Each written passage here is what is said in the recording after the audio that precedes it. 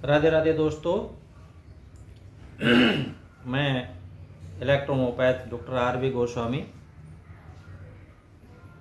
Group के सभी सम्मानित चिकित्सक बंधुओं का और जो हमारे यूट्यूब चैनल पर फॉलोवर्स हैं उन सभी का तहे दिल से हार्दिक अभिनंदन करता हूं। साथियों, पिछला वीडियो जो था काफ़ी समय पहले हमारा आया था वो, और बीच में कुछ ऐसी स्थितियां हो गई जिसके कारण हम जो है आपके सामने वीडियो लेकर के नहीं आ सके। तो आज का हमारा वीडियो जो है वो बेल्चिंग डिजीज पर आधारित है, यानी कि डकार। आज का वीडियो शुरू करने से पहले कुछ मैं अपने साथियों को इम्पोर्टेंट इन्फॉर्मेशन देना चाहता हूँ। जिन साथियों ने अपना 1000 अमाउंट जमा करवाया था, डिपॉजिट करवाया था हमारी किट के लिए, उनमें से कुछ साथी जो है अभी भी बचे हुए हैं। तो मेरा उन साथियों से इस वीडियो लेक्चर के माध्यम से उनको ये मैसेज है कि वो अपनी जो है किटें बैलेंस अमाउंट डिपॉजिट करके वो प्राप्त कर ले। साथियों, अभी जो है स्पेजरिक एसेंस का हमारे पास में स्टॉक ख़त्म होने वाला है, और उसमें जो BPVC हैं ये वाला जो स्टॉक है ख़त्म होने वाला है, और कुछ ही जो है किटें जो बची हुई है। तो जिन साथियों की अभी बैलेंस है किट, वो अपनी जल्दी से किट मंगवा ले, क्योंकि स्टॉक समाप्त होने के बाद में फिर हम आपको जो है किट नहीं दे पाएंगे। दूसरा हमारा साथियों, कुछ हमारी जो ये बुक है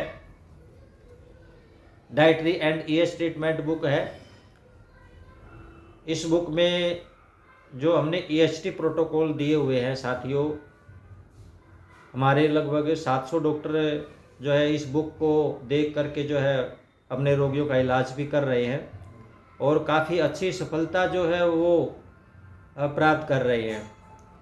यानी कि इसके बुक में जो है ट्रीटमेंट प्रोटोकॉल जो दिया गया है बहुत ही लाभकारी, और जो है पेशेंट उसे लगभग ठीक ही हो जाते हैं। तो जिन साथियों के पास ये किताब नहीं है, जो अपनी प्रैक्टिस बढ़ाना चाहते हैं, पेशेंटों की संख्या बढ़ाना चाहते हैं, तो इस बुक को वो मंगवा सकते हैं, क्योंकि इस बुक में जो ट्रीटमेंट है बड़े ही मिराकल है।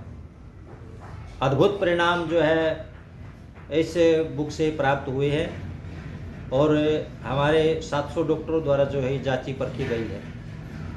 तो जिन साथियों के पास में ये बुक नहीं है या बुक लेना चाहते हैं तो वो बुक मंगवा सकते हैं।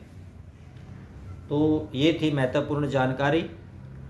आइए आज के वीडियो लेक्चर पर हम बात करते हैं। आज का हमारा जो है डकार यानी बेल्चिंग। डकार लेना साथियों वैसे तो देखे वो एक सामान्य प्रक्रिया है, जिसमें पेट में जमा जो अतिरिक्त हवा होती है वो मुंह के माध्यम से बाहर निकल जाती है, और पेट में जब जमा हुई ये हवा है मुंह से बाहर नहीं निकलती, तो ये आगे आंतों में नीचे चली जाती है, और जो अधोमार्ग से जो है वो निकल जाती है, जिसको पादना भी बोलते हैं। आमतौर पर डकार आना देखिए साथियों कोई बीमारी नहीं है, लेकिन अगर बार बार डकार आए, सारा दिन डकार आती रहे, रात को भी डकार आती रहे, तो वो स्थिति शोचनीय हो सकती है। उस पर जो है डॉक्टर को जरूर दिखाना चाहिए, इलाज करवाना चाहिए। गंभीर स्थिति हो सकती है वो। इसके हम रीजन पर बात करें, कॉजेज पर इसकी बात करें, हवा निगलने से जो है डकारें आती है। जब पेट में अतिरिक्त हवा भर जाती है तो डकार आने लगती है। कुछ खाद्य पदार्थ ऐसे हैं जो अंदर लेने से हवा का कारण बनते हैं, जैसे च्युइंगम है, टॉफ़ियाँ वगैरह हैं, हार्ड कैंडी जो है उसको चूसना है, कार्बोनेटेड पेय पदार्थ पेप्सी है, कोका कोला है, लिम्का वगैरह है, जैसे इस तरह के जो कोल्ड पेय पदार्थ हैं, शीतल पेय पदार्थ हैं। जो लोग जल्दी जल्दी में खाना खा लेते हैं, भोजन को चबा करके नहीं खाते हैं, जल्दबाजी में ये जो अपना पेट भर लेते हैं, और जो ज़्यादा धूम्रपान करते हैं, या कुछ ऐसा भी है स्वास्थ्य परिस्थितियों के कारण भी जो है डकार आ सकती है। जैसे बैक्टीरिया, जैसे आंतों में जो है अतिरिक्त बैक्टीरिया हो जाए, पेट में सूजन आ जाए, IBS, इरिटेबल बाउल सिंड्रोम, और जो है अपना लाइफस्टाइल सही ना रहने पर, खान पान उचित समय पर ना खाने से दीर्घकालिक कब्ज जिसको हम बोलते हैं, क्रोनिक कब्ज, उसके कारण भी जो है डकार आ जाती हैं। इंडाइजेशन की प्रॉब्लम हो, या फिर GI गैस्ट्रोइंटेस्टिनल कैंसर वगैरह जैसे की बीमारी हो जाती है, तो ऐसी स्थितियों में डकार जो है बहुत ज़्यादा आती है। तो उचित कारण जान करके जो है इसका हमें इलाज अगर करते हैं तो अच्छी खासी जो है इसमें सफलता में मिल जाती है। तो इसके सिम्टम्स पर बात करें तो साथियों, डकार की पहचान करना बड़ा ही आसान है।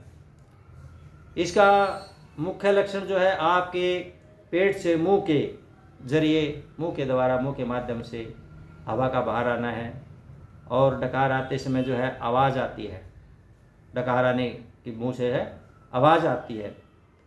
और जो हमारी नाभि स्थल है, नाभि से थोड़ा सा ऊपर जो है उसमें जो है थोड़ा सा हमें असुविधा सी महसूस होती है, हैवीनेस सा जो है हमें लगता है, वहाँ पर भारीपन सा महसूस होता है, और जी में चलाने लगता है, पेट में दर्द वगैरह। तो इस तरह के जो है डकार आने के जो है रोगी को लक्षण होते हैं, तो इनसे पहचाना जा सकता है। तो साथियों, इसका उचित कारण जान करके जो है ट्रीटमेंट करना चाहिए। तो हम इसका EHT प्रोटोकॉल जो है क्या दे सकते हैं, हमारी इलेक्ट्रोहोम्योपैथी में हम किस तरह से जो है इसका इलाज कर सकते हैं जिससे रोगी ठीक हो जाए।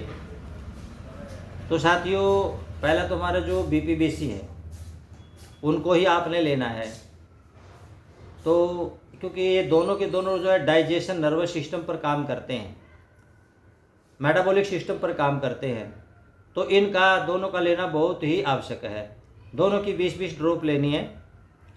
उसके बाद हमारी एलिमेंट्री कनाल की मेडिसिन आ जाती है S10, उसकी 20 ड्रॉप लेनी है।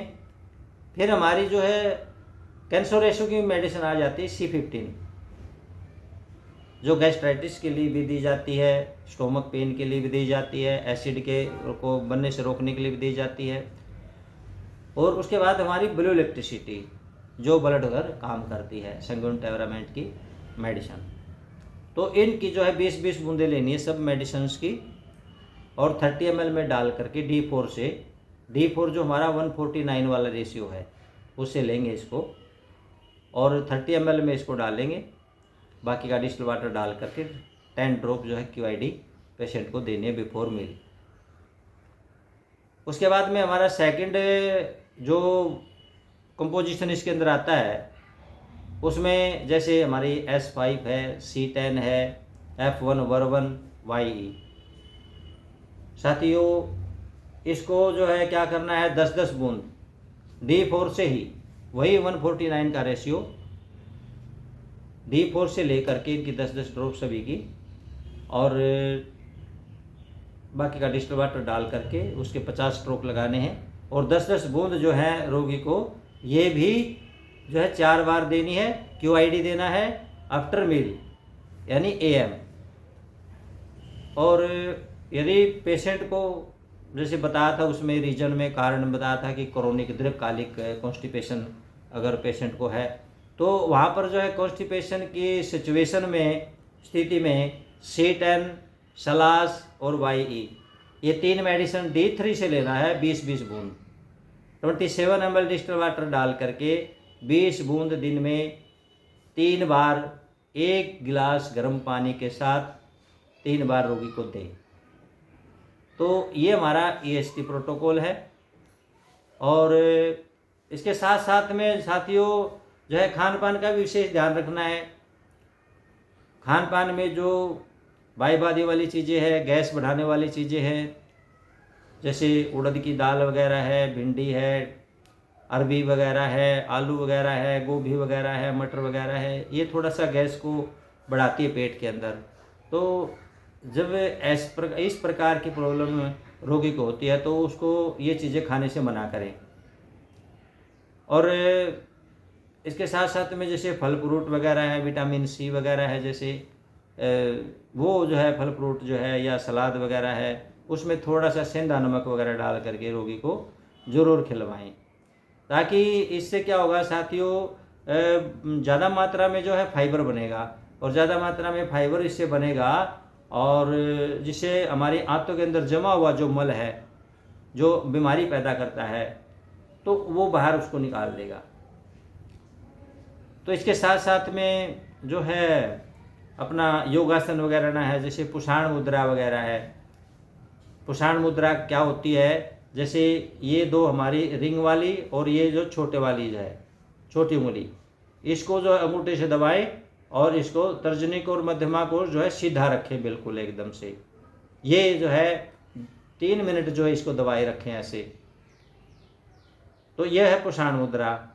और इसके साथ साथ में जो है वज्रासन भी कराया जा सकता है। पवन मुक्तासन जो है वो आसन भी जो है रोगी को आप सलाह दे सकते हैं करने के लिए।